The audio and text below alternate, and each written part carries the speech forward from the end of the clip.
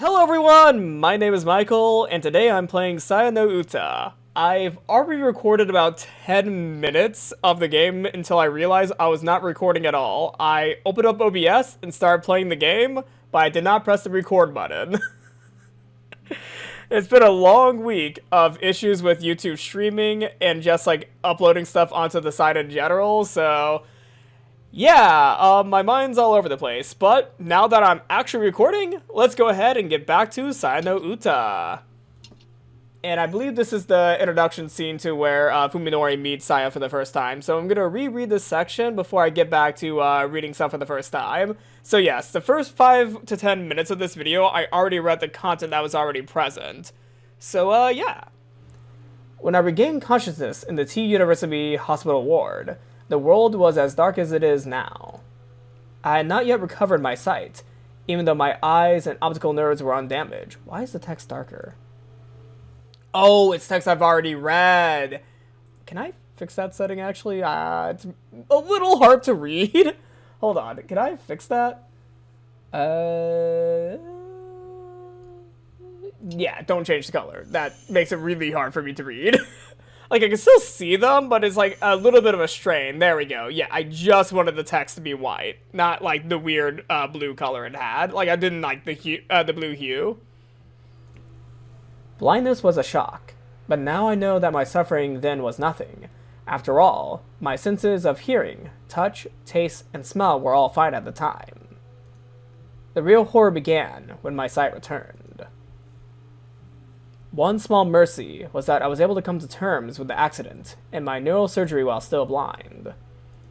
I panicked when I first saw the nightmarish hospital and the blood-curdling shapes of the doctors and nurses, but I soon guessed the cause. It chills me to think of what might have happened if I had recovered my sight, along with my consciousness, suddenly awakening in what can be only described as hell. I would have no doubt have lost my mind instantly. Soon my disorder spread to the senses of touch, taste, and smell. As it turns out, sight exerts tremendous influence over the other four. The taste of my food, the feel of my bed sheets, the fragrance of my get well flowers, all became as unbearably foul as my eyes said they should be. Eventually, even when the doctors' voices became unrecognizable as human, I decided to kill myself. I didn't believe for a second that I could live in this new world. At least, not until I met Saya. One night, while thinking of a painless way to die, I found myself succumbing to sleep, and I should not be saying Saya, I should be saying Saya, Saya, Saya. Don't add the I. Say Saya, Saya, Saya, Saya. Wow, pronouncing that name in Japanese is a little difficult, actually. Saya, Saya, Saya, Saya. Drifting between the nightmares of my dreams and the nightmare of reality, I didn't notice her into my room. The next thing I knew, there was a face staring down at me from next to my bed. The face was not covered in pus, or slime, or earthworm-like feelers. It had smooth white cheeks, round eyes, a lovely little nose. All things I had never expected to see again. The face was that of a girl, undeniably human, and positively glowing with beauty. I sighed in admiration, savoring the first peace and joy since regaining my sight. She had not expected such a reaction, apparently. 怖くないの?私のこと。She asked. Looking at the clock, I saw that it was exactly 3 in the morning. No time for a young girl to be alone in the hospital. Perhaps she expected me to mistake her for a ghost. I said this the first time I thought I was recording, but this is definitely Eldritch horror behavior. Like, walking around 3 a.m. in the morning in a form of a young girl? Come on, that's a red flag already that something's off. Like, already something's off if a little girl's running around a hospital at 3 a.m. in the morning. Unless this is a really weird little girl. But I would not have cared if she had been a ghost. Either way, she was a godsend. And later on in this video, with stuff that Saya says, I'm gonna point out some weirdness in some of her statements and point out how much I really believe she's an Eldritch horror now. 君は誰だい?なぜここに？私はサヤ。 Oh パ wait, パのこと探しに yeah, 来たの。 Saya. I mean, it does sound like she's saying Saya, but I think it's Saya. Although if I hear the Sai in Saya, I might just say Saya like I have been. However, it feels like it should be Saya because of the way that it's spelled. Wait, how is it spelled? サヤ、サヤ、サヤ、 Saya. サヤ、 Saya. サヤ。 Saya. Got it. Thank you, Nazuke Pon. Yep, thank you, Nazuke Pon. If any viewers want to point out that I'm still mispronouncing it, please let me know. I kind of want to get this name correct because this is literally one of the main characters. I assumed that she was the daughter of a late shift doctor or another patient. It was unusual, but not unthinkable for such a girl to be wandering around the hospital. あなた、怖がらないんじゃつまらない。あ、ちょっと。 I cried, desperate to keep her from leaving. It was only after she turned around that I realized I hadn't thought of what to say next. 何？ Her beautiful eyes drew me in, healing my soul to its core. Through the white haze clouding my mind, I struggled to form a coherent sentence. 女の子にお願いしていいことじゃないんだが、今は君にしか頼めない。 By the way, I know what this line is referring to now, but that's still a really weird way of putting that sentence, Fuminori. No longer concerned with propriety, I let the words come as they willed. 手を握らせてもらえないだろうか。 Saya looked confused at first, but then she smiled like she just found a new toy. Her smile was brighter than my memories of the sun. 変な人。そんなこと言い出したの、あなたが初めて。She said, holding out her slender white hand. Ever so carefully, as though catching snowflakes, I placed my palm against hers. I could feel her human warmth and the softness of her delicate fingers. She was there, just beyond the palm of my hand. Thinking back on the joyful tears I shed then, I know that this is the moment I was saved from my fate. この半月の間に初めて人に触れた。人だと感じられる体に。は？他の人じゃダメなんだ。僕事故に遭ってその後遺症らしいんだけど、人が人の姿に見えないんだよ。本当に不思議な人。あなたって面白い。明日の夜もまた来ていい？ She said, winding her fingers gently around mine. あ、そりゃもういいのかい？君はそんなことをして。大丈夫よ。夜は私のものだから。 She replied, "The night belongs to me." That's one of the lines that I thought was very suspicious from Saya. The night belongs to me. I find that really suspicious from Saya. And so, our rendezvous began. Saya came to my room every night at 3 a.m., carefully taking advantage of the duty nurse's shift change. I was astonished to learn that she was living inside the hospital. これだけ広いと隠れる場所には事欠かないから。 She said, answering my surprise with a nonchalant smile. She had been living in the suburbs with her father, she told me, until one day he suddenly stopped coming home. After she had tired of waiting, Saya had decided one night to sneak into the hospital where he'd work, and there she lived for over 2 months, searching for his whereabouts all the while. 学校には行かなくていいのかい？いいの。勉強は全部パパに教えてもらったから。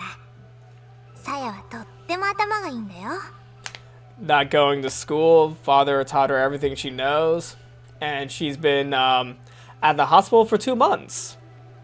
All very suspicious, and I must ask, when was Fuminori's accident? Was it 2 months before this encounter? She was a strange girl. On the one hand, she looked and acted like a child. On the other, she was remarkably self-reliant, and at times exhibited a sharp intelligence and deep knowledge that many may have found unsettling. I didn't care. Saya was the only other human in a world gone mad. Her existence meant far more to me than the standards of society. 危なくないのか？見つかりそうになったことは。全然平気。ここにいれば食べるものにも不自由しないし、パパのうちに一人ぼっちでいるよりもずっと楽しいよ。入院してる患者さんたちのうち、ちょっと精神的に参ってそうな人を事前にチェックしといてね。Saya continued, grinning mischievously. Now, I must wonder. I looked through the patient list and found the ones who have mental problems. Would Fuminori be a part of that? Like, do they put him in the list of people with mental problems? Because if not, why did Saya know to enter this room if he was not put on that list? And we all know that Fuminori was trying to make it look like he was, not mentally ill to everyone around him. So was that something that suddenly happened? He decided, hey, I won't, tell people about my condition after a little while after meeting Saya? Or was he doing that the whole time? That is my question right there. Was he pretending as if everything was normal the whole time? Or for the first few months of his condition, did he, tell the truth to everyone or make it appear that something was wrong? That's a question I do have right here regarding why Saya says that line. Saya, I keep on changing the pronunciation of the name now because I was thinking about it. Damn it. 時々部屋に真夜中に忍び込んで脅かしたりするの。その人が大騒ぎしても、そういう患者さんの言うことはみんな真に受けたりしないから。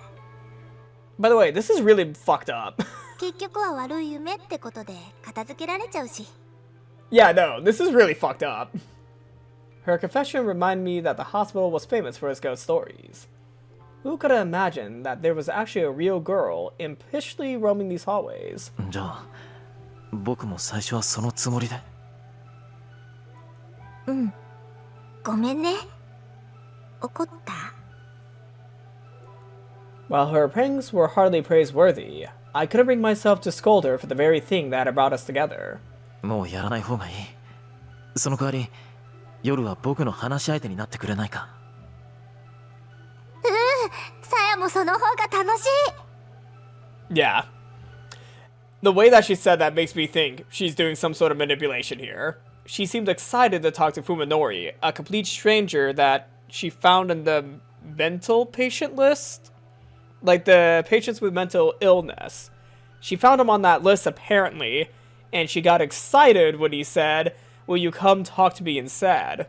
Suspicious as fuck. Oh wow, that image goes hard. I'm gonna be honest, that image of Fuminori goes hard. I would love to make that the thumbnail for this video, but I feel like that's too graphic for YouTube, so I can't make it the thumbnail of this video. With extreme care, I was able to conceal my sensory disorder. It was glaringly obvious that the doctors had no way to cure me, and the fact that I had undergone a still experimental procedure made me even more cautious. As a medical student, it was easy for me to imagine how the doctors would react if they discovered that I was exhibiting such unusual side effects. I was not about to become a guinea pig, a mere specimen to be examined with clinical detachment. And so I hid my discomfort and loathing behind a mask of normalcy, convincing the doctors that any signs of stress were merely a result of hospitalization. Saya was my only support. Looking forward to her nightly visits gave me the strength to endure my daily torture. Hope can make an enormous difference in a patient's progress. With the aid of my secret nurse, I recovered at a pace that left the doctor stunned. Eldritch horror feeding off him. On the last night before my release, I summoned my courage and asked her, 君はこれからもずっとこの病院に居続けるのかい？うん。結局パパの手がかりはなかったけど、もう他にいるところもないし、バレそうになるまではいいかなって。In other words, there was nothing keeping her there. よかったら僕の家に来ないか？ I asked timidly. The question took all the courage I had. え？家族はもういないから部屋はいくらでも余ってる。人目を忍ぶような必要もないし、住み心地もそんなに。悪くないんじゃないかと。 I don't know if my cursor is showing. Let me check that actually. I don't know if my cursor is showing in the footage. Okay, it is. So the little icon at the end of a line, this one right here, I'm wondering what that's supposed to be. Like, is this supposed to be a pulsating organ? If so, what organ is that? I'm trying to figure that out. Like, I'm wondering what this organ could be that's showing right here. And it looks like at the very end of the animation, it's squirting something out. Ew. Ew, I did not like that description. I don't like that. ずっとふみのりと一緒に暮らすの？ Can we have the leaf? I prefer the leaf with the drop going on it. I was too afraid to ask her what she... Okay, it changed. Okay, the line literally changed. Hold on. Is it every other screen the ending thing changes? That's interesting. Wait, is it depending on the line changes of the screen or the dialogue, or is it random? I don't think it's random. I feel like it's very specific. The icons are very specific. I'm gonna keep an eye on that, actually. Okay, there's the water droplet going on the leaf animation, as well as the weird pulsating organ one. I was too afraid to ask her what she had thought of that, so I hastily offered a deal. 君の父さんのことは代わりに僕が探してあげる。約束するよ。必ず居場所を見つけてみせる。 I just realized this is for the end of a page, and the leaf is for, you know, a dialogue where the page is continuing. Oh, that's a nice detail. I like that. I really like that. Like, in terms of game design, that's a really good indicator when the scene's about to change or when the dialogue boxes are about to disappear in case you want to, you know, reread everything you know. Okay, so the pulsating organ is present. Before I click this, I'm going to make sure I reread everything if I want to make sure I got everything correctly before I go to the next page. Instead of having to use, like, the scroll wheel to see the previous dialogues, I could just see it in the same page. Interesting. 難しいと思うよ、それ。 Saya said, looking a little embarrassed. 多分パパ、何か悪いことをしてこの病院を辞めたんだと思う。 I wonder if Saya's dad, or her alleged dad, is the one behind our surgery. だから警察とかは困るの。なるべくこっそりと探さなきゃいけないし。 I mean, I feel like we should not involve the police if this grown-ass man is living with a child. 頑張るよ。どんなことだってやる。僕は。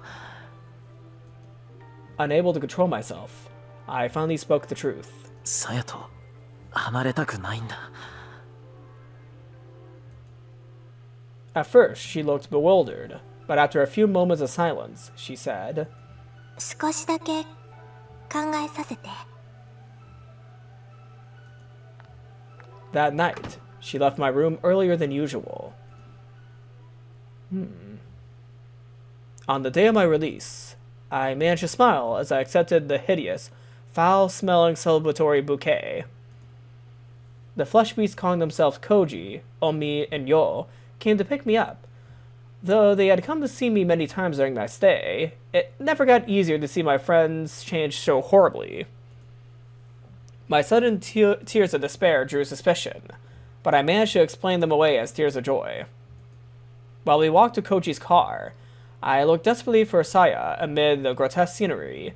Even as we drove away, I kept watching the hospital fade into the distance, praying for a last glimmer of hope. But Saya never appeared. After Koji and the others dropped me off, I paused a while to regard my surroundings. I lived my entire life on this block, in this house. There was no other place that I could call home. But nothing was as I remembered. As I walked up the path to the front door and took in the yard where I had spent my childhood, I could feel those memories being defiled by the twisted, festering shapes around me. Inside the house, I found nothing familiar, nothing to offer me comfort and warmth. What I had once called home was now a whole other world. 僕にはもう帰る場所なんてない。 I whispered with a smile of self-pity. There was one last thought to make, one last nail to hammer into my coffin. What the fuck? Why is she in here? How did she get in our house? I stepped into the room that had cradled me from childhood. The walls were papered with human entrails. The bed a mingled mass of warm flesh. Why the fuck is she here? But none of that mattered. There, curled up on the bed like an abandoned cat, was Saya. Why the fuck is she in our house? How did she even know where we lived? Did she check the patient records? Okay, that's super sus. That is super sus. And also, what kind of hospital is this? Why is this information so available to fucking people walking around and roaming? Like, is there any security? No cameras? Okay, she's an Eldritch Horror show. She probably is not picked up on the cameras, but if she was an actual human, that would not have fucking happened. Like, she would not know where he lived, nor if he would have a mental condition or not, or other patients with mental conditions. So she's definitely an Eldritch Horror. If not, then this hospital is really mismanaged. As I stood there in shock, she looked up at me in a tiny, weak voice said, 本当にここにいてもいい？ Oh, fuck, she is so manipulating Fuminori. I responded by sweeping her into my arms, embracing her tightly so that she would not escape. Saya did not resist. Oh, he is fucked. Oh. Ooh, Omi's about to visit Fuminori to confront him about what happened. When she arrives at the Sakisaka house, Omi first takes a deep breath to calm herself. Her anger does not vanish entirely, of course, but at least now she can hear herself think. While waiting for a response from the intercom, she looks over the patch of yard that she could see from outside the gate. Even Omi isn't normally one to complain about other people's housekeeping, but this was going too far. The grass is growing wild, and there are piles of dead leaves scattered everywhere. It doesn't just look untended, it looks like an uninhabited ruin. It's still light out, but every window has its storm shutters tightly sealed. Omi guesses that they've been closed since morning. What kind of life is Fuminori leading? Even if he's living alone, he can't neglect his housework forever. And is it just her imagination, or does something stink like rotten meat? It couldn't be coming from the yard, could it? There's still no response, so she presses the buzzer a second time, and a third, and a fourth. Finally, after this has gone on for over 10 minutes, Omi loses her patience and opens the cover of the intercom. As she expected, the power has been disconnected. Perhaps Fuminori has a good reason for shutting out the world, but Omi can only see it as a lack of respect for others. Her anger rekindled, she pushes the gate open and stomps through the yard to the front door. Uh-oh. Why do I feel like something bad's gonna happen? Given the state of his intercom, she doubts that Fuminori will respond to a knock, so Omi decides to just open the door and go in shouting. And if the door is locked, she'll just have to. Surprisingly, the doorknob turns easily in her hand, and the enraged Omi finds herself throwing the door open wider than she had intended. Her nostrils are instantly assaulted by a choking stench. 何？ As Omi stands petrified on the threshold, the cowbell hanging on the inside of the door chimes loudly. A moment later,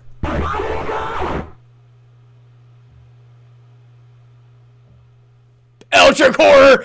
Saya's an Eldritch Horror! Omi can't believe her ears. The voice she had just heard could not have been human, yet its intonations were too complex for any animal she can imagine. 誰かいるの？ She calls out to the end of the hallway from which the voice came. There is no response. Instead, she hears the sound of something soft and wet flopping its way deeper into the house. Oh, Omi's in a fucking horror movie. Finding it difficult to place a meaningful image to the voice she had just heard, Omi stares blankly at the empty vestibule. There's nothing there, not even Fuminori's shoes, which can only mean that he's still outside somewhere, wearing them. The house should be empty. But then, what was that voice just now? Also, quick question about the whole condition that Fuminori has. Is his clothes fleshy? Like the clothes that he's wearing, is it fleshy? Because in the image we saw earlier, he was wearing scrubs. And in any image we see of him later, he's wearing normal clothing. So, is his condition affecting his clothes?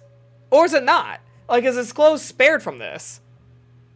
Sorry, I'm just pointing out weird things that come to my head as I'm reading this, because there's some, like, minor plot things I'm noticing. Yeah, there's, like, a little bit of minor plot stuff that I'm slowly noticing as I'm playing this game. Maybe it'll be addressed later, or maybe that's just been an oversight when it was originally written in, like, 2003. Her anger has vanished, as if it was never there. Nevertheless, Omi sets foot into the hallway, leaving the door open so that the cowbell won't ring. The floor creaks, setting her nerves on edge.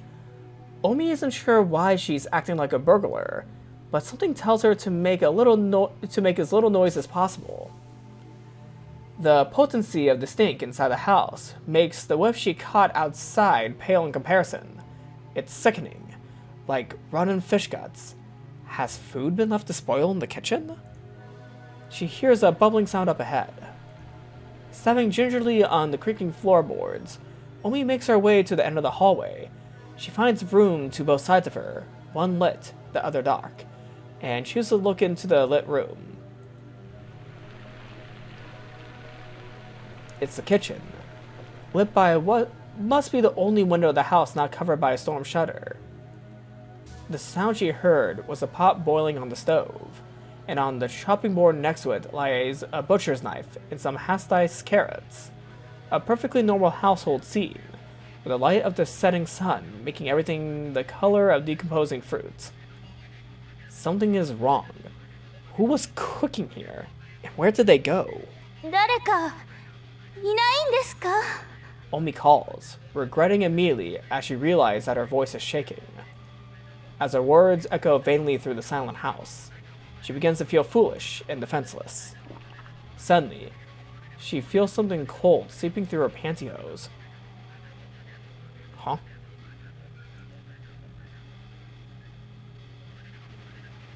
Oh. Oh, what the fuck? She timidly reaches down to touch her feet. Her fingertips come away covered with a vicious, olive-green slime, like the filthy water from a tank long clogged with algae and dead fish. The whole floor is covered with it. It must be the source of the stench. Saya is... oh my god. So it's the reverse. To Fuminori, the whole world around them is these rotten flesh monsters. Meanwhile, to everyone else, Saya's a flesh monster. Omi now wishes that she had worn her shoes inside. Manners be damned. When she looks back ruefully the way she came, she realizes that her current position is not visible from the entrance. This kitchen must be where that strange noise came from. The next room is probably the den. As she expected from the closed storm shutters, it's pitch black inside. Omi wants nothing more than to flee this house. But that would mean turning her back to the darkness. And that she simply cannot bring herself to do. Oh shit. Moved by some irrational compulsion, Omi sets foot into the den. Oh my fucking god, why are you going in the den? Why are you going in there? What are you doing, Omi? It is too dark to see anything, and the stink is far worse than before. She slides her hand along the wall, feeling for the light switch. Finding it much sooner than she expected, she flips it on like it's her last hope. The colors. The colors. So many colors. The purple of entrails, the brown of rotten meat, the crimson of fresh blue, fresh blood, the crimson of fresh blood, the yellow of fat. These colors, and more that cannot be described, cover every inch of the room maddeningly array. The colors, all that needs to be said about the painter's hatred, malice, and insanity. I'm sorry, but I'm just taking in the horror of the scene. This is really good writing. Like, congratulations to Urabucher. Like, he made a really good horror scene, because I'm actually a bit shocked right now, like how well this part was written. Omi's legs give out from the shock, sending her to the floor. Slime immediately soaks through her jeans, its cold tendrils creeping up her legs, crotch, and her neck. Her hand flies to her neck, where it is greeted by another drop of chilly slime. Above her, something is dripping down on her head. Oh. Making perhaps the worst decision of her life, Omi looks up. The predator clinging to the ceiling, poised to leap upon its prey, she sees it in every detail. Her mouth and nose are sealed before she can scream, and her belly is torn open as something enters to feast on her innards. Oh, fuck! But by the time she feels any of this, Omi has already gone mad. Did she just die? Oh my god, did Omi just get killed? I bit the bullet and tried to take the train, but the rush hour crowds were so bad that I had to get off halfway and walk. I'm running pretty late. Is Saya worried? I hope she's not mad. When I enter the yard, I realize that the front door has been left wide open. Light from the living room is seeping out into the hallway, and I hear what sounds like someone smacking their lips. There's also a tantalizing fragrance in the air. Is Omi eating? Oh wait, no. Is Saya eating Omi? Is Saya eating Omi? Is it Saya? I consider calling out to her, but decide to enter in silence instead. Something smells strange, though not unpleasant. The aroma is quite soothing, in fact. It reminds me of Saya's hair. At first, I am surprised by what I see in the living room. The floor is covered with what looks to be some kind of grass. Probably the source of her herb-like smell. Herb-like smell? What's herb-like? Oh, herb-like! Oh, like herbs! Oh! Okay, no, I know what this word is. I was confused for a second. Herb-like. Ah. And there are fruit or vegetable-like balls of varying size scattered everywhere. No. Does he see Omi's body as food? No. No way. He's seeing Omi's body as food. He's going to eat her. It's going to be cannibalism. Saya. Oh. What's with that slime? Oh, it's Omi. Saya turns around, her eyes wide with surprise. She then looks away sheepishly, like a child caught at some prank. 何を食べてるんだい? これはその She stammers, so flustered that I suddenly feel bad for sneaking up on her.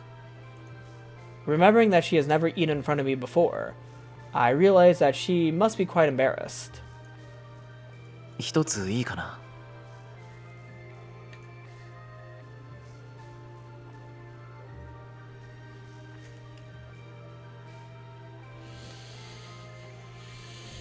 Is he gonna know?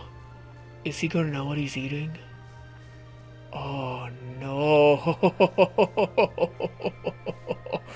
That is messed up, man. That is messed up. What the actual fuck? I scoop up the closest fruit thing and pop it into my mouth, ignoring Saya's attempts to wave me off. It has a strange texture, soft and pliable, like a peach or a pear. When I bite into it with my back teeth, a succulent juice fills my mouth. Combined with a sharp, strong fragrance, it's unlike anything I've ever tasted. 何か味付けとか調理してあるのかこれ? 調理ってほどのことは、さばいてからちょっと溶かして食べやすくしただけで、ほとんど生なんだけど。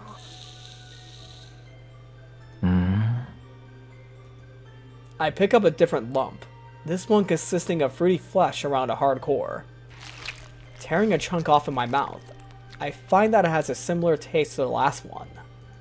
ねえ、大丈夫？それって。うん、僕でも食べられる味だ。っていうよりうまいよこれ。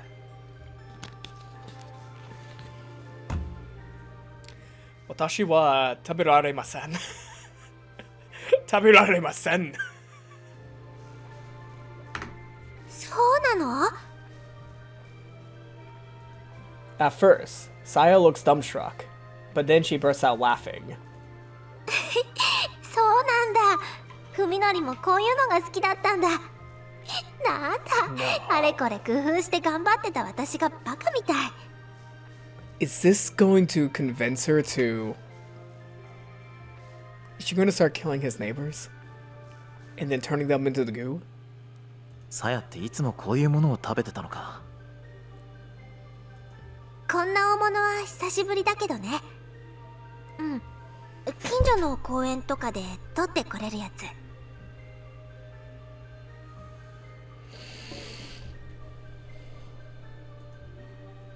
There is an impressive nature reserve not too far from here. I never heard about fruits like these growing there, but, well, of course, they only look like fruits to me. They're really something else. Yeah, that's really something else. ごめんね。一番美味しいところはさっきさやが全部食べちゃった。What do you mean by the best parts? Your favorite parts? いいよ、また今度で。でもこれで明日から一緒に食事ができるね。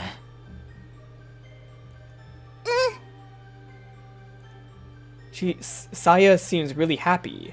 I'm happy too, of course. Eating with someone is much more fun than eating alone, and makes the food taste better too.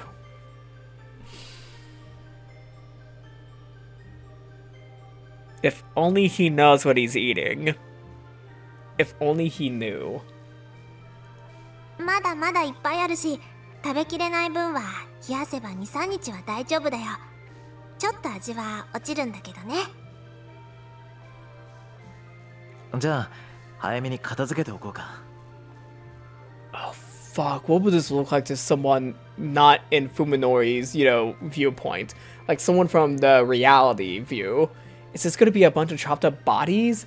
Or is it gonna be the same slime? Sealing the small fruits in Tupperware, and the large ones in pots and bowls, Saya and I store the remaining food in the refrigerator. Thinking of tomorrow's dinner fills me with anticipation. Fuck! I feel like, little by little, I'm starting to regain the joy of living. Okay, but he's far beyond the point of coming back. Like, he's literally eating his friend. He's literally eating his friend. There's no going back from this. There's no happy ending after this very moment of the game. Like, I knew this game was going to be eldritch horror, and there was going to be, like, stuff like this going on, but I was not expecting cannibalism this soon. Or cannibalism at all, really, because I never looked up what this game was about. I just knew it was a disturbing visual novel, but now we're literally having a main character eat his friend. Fuck. Saya will guide me. With her, I can live on. Fuck me, man. Alright, let's see True Scary Stories Hospital Edition. Yeah, no, I kind of want one more scene in this game before I end off today, because that... Yeah, no, I'm really invested now. I am really invested now. Chapter 4. The Monster in the Hospital. Wait, what about chapters 1 to 3? Or maybe this is just related to, what's going on in the game. This might be about Saya. A medical student relates his shocking experiences. Will you believe him or not? Strange things started happening at the hospital around the end of last spring. It began with patients waking up in the middle of the night, screaming. They all spoke of terrifying nightmares, and many of them had to be sedated. Some patients even transferred to other hospitals because of it. The weird thing was that they had all exactly had the same dream. A dream about some horribly disgusting monsters staring down at them from their bedside. But the really strange stuff started happening after that. There used to be a lot of stray cats around campus, looking for scraps from the students. One day, the cats suddenly disappeared. And it wasn't that they'd stopped coming. It was more like they'd vanished from the area entirely. And then people stopped walking their dogs around. According to rumors, the dogs were refusing to go anywhere near the school. Eventually, things started going missing in the hospital. Organs, to be precise.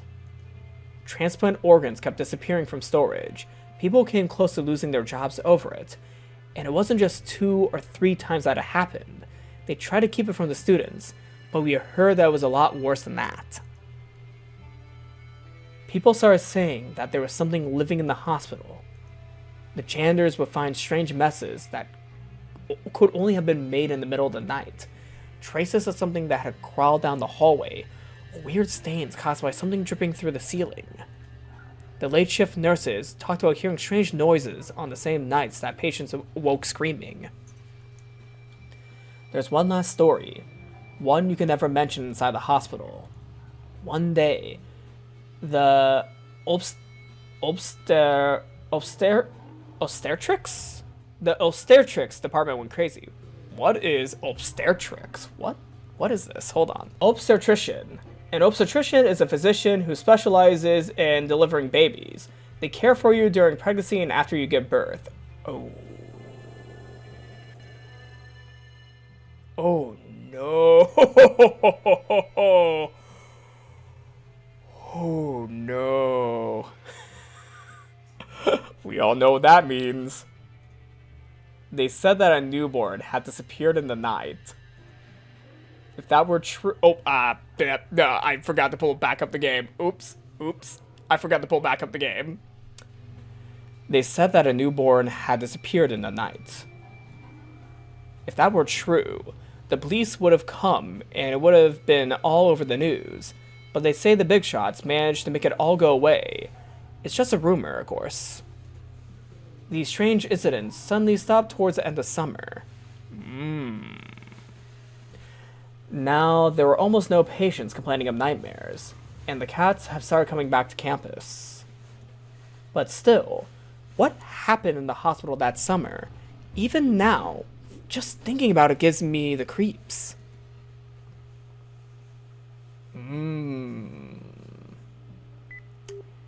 Very interesting. I think this is all I have for this time, but the mystery of Saya is slowly, coming together for me. And she's definitely an eldritch horror, especially with what happened to Omi. Saya's definitely an eldritch horror. Like, that's further proving my point. I mean, this game is in the eldritch horror category for a reason, like the Lovecraftian creature category on Steam, as well as like other visual novel websites such as Visual Novel Database. So I knew that this was going to be something that's going to come up. It's just the way that Urabuchi wrote this makes it really good. Like, congratulations for Urabuchi for making a really unsettling scene and an unsettling environment for this game in general. Congratulations to Urabuchi and as well as like any other writers on this project. And I think Urabuchi's the creator. I think Urabuchi's the creator. If I'm wrong, I'm gonna correct myself in the captions of this video during editing mode. But I feel like Urabuchi created the scenario as well as like wrote for it. So yeah, thank you everybody for watching this video, and yeah, this game is gonna get even more fucked up as I continue on.